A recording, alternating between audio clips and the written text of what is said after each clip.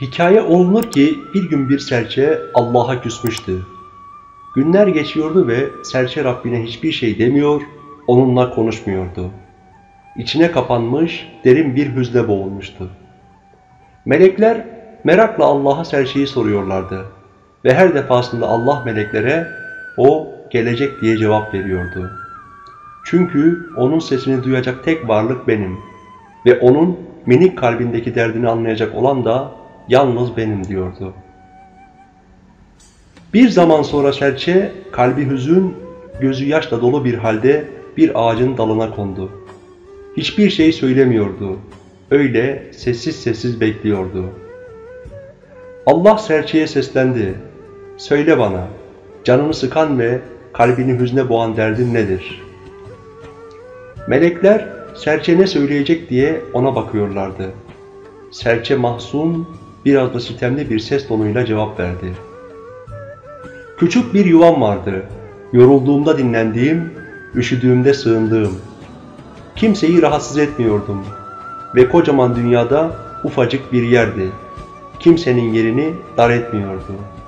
Sen onu da bana çok gördün. Neydi o zamansız fırtına? Esip yuvamı yıktı ve beni yuvasız bıraktı." Artık konuşamadı serçe. Sözleri boğazında düğümlendi. Sessizlik Arş-ı Rahman'da yankılanıyordu ve melekler başlarını eğmiş, Allah'ın vereceği cevabı bekliyordu. "Ey serçe, sen benim kulum değil misin?"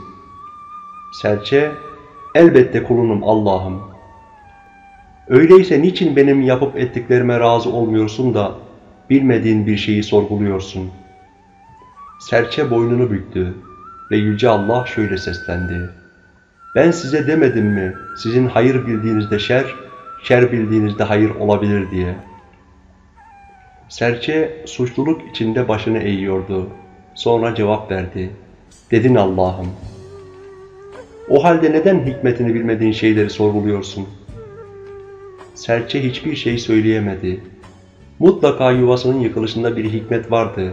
Ama neydi o? Yüce Allah meleklerin de serçenin de merak ettiği o hikmeti açıkladı. "Sen o yuvanda dinlenirken seni avlamak isteyen bir yılan yuvana doğru geliyordu. Seni yılandan korumak için fırtınaya emrettim, yuvanı yıksın diye.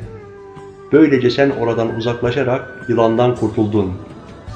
Nice belalar var ki muhabbetimle senden uzaklaştırdım. Oysa sen kuşatıcı muhabbetimi görmüyor, geçici belalardan dolayı bana düşman oluyorsun." Bu kıssadan bize düşen mesaj nedir dostlar? Her birimizin başına çeşitli sıkıntı ve felaketler gelebilir. Kör bir teslimiyet ve pasif bir tevekkül doğru değildir. Ancak asla doğru olmayan bir şey daha var. O da uğranılan felaketten sonra ümitsizliğe kapılmak, kadere ve Allah'a küsmektir. Bir kapıyı kapayan Allah başka birini açar. Yüce Allah Bakara suresi 216. ayeti kerimesinde şöyle buyurur. "Sizin için daha hayırlı olduğu halde bir şeyi sevmemeniz mümkündür. Sizin için daha kötü olduğu halde bir şeyi sevmeniz de mümkündür. Allah bilir, siz bilmezsiniz." Bu tarz hikayeleri sürekli dinlemek istiyorsanız lütfen kanalımıza abone olarak ve bildirimleri açarak yeni hikayelerimizi dinleyebilirsiniz.